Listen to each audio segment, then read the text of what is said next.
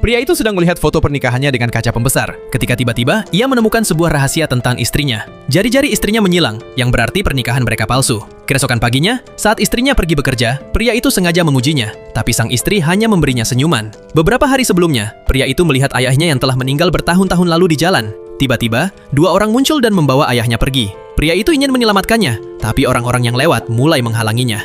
Ia hanya bisa melihat ayahnya dibawa pergi. Ketika pulang, ia memberitahu ibunya, tapi ibunya mengira ia salah mengenali orang lain sebagai ayahnya. Keesokan harinya, hal aneh terjadi lagi. Radio di mobil pria itu menyiarkan rute persis yang ia lewati. Penyiaran itu menjelaskannya sebagai frekuensi yang tertukar, tapi pria itu mencurigai ada yang tidak beres. Ia menduga seseorang sedang mengawasinya. Maka, ia tiba-tiba berlari ke sebuah gedung yang belum pernah ia masuki sebelumnya. Ia membuka lift, dan ternyata itu adalah area ruang istirahat. Satpam itu memaksanya keluar, dan ia semakin yakin bahwa ada yang salah dengan dunia ini.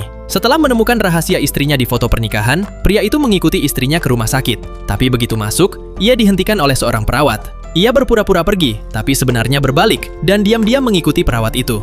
Tiba-tiba, sekelompok pasien berlari ke arahnya. Beruntung, ia menghindar tepat waktu. Namun, seorang staf yang mendorong rak terus menghalanginya. Pria itu mendorong rak itu ke samping, dan akhirnya sampai di ruang operasi di mana dokter berusaha memotong kaki yang benar-benar sehat, dan pasien itu tiba-tiba mengangkat kepalanya. Saat itu, dua satpam mengusirnya keluar. Ia memutuskan untuk meninggalkan tempat itu dan pergi memesan penerbangan ke luar negeri. Petugas mengatakan bahwa penerbangan paling awal tersedia dalam sebulan. Pria itu tidak mau menunggu dan memilih naik bus. Tapi begitu pengemudi melihatnya naik, ia sengaja merusak bus. Pria itu memutuskan untuk berhadapan dengan istrinya dan meramalkan semua yang akan terjadi selanjutnya. Istrinya membantahnya, jadi ia membawa mobil itu pergi. Tiba-tiba, banyak mobil menghalangi jalannya. Ia sengaja mengatakan akan pergi ke arah lain, tapi ketika ia kembali ke rute semula, semua mobil itu telah lenyap. Mereka tiba di sebuah jembatan.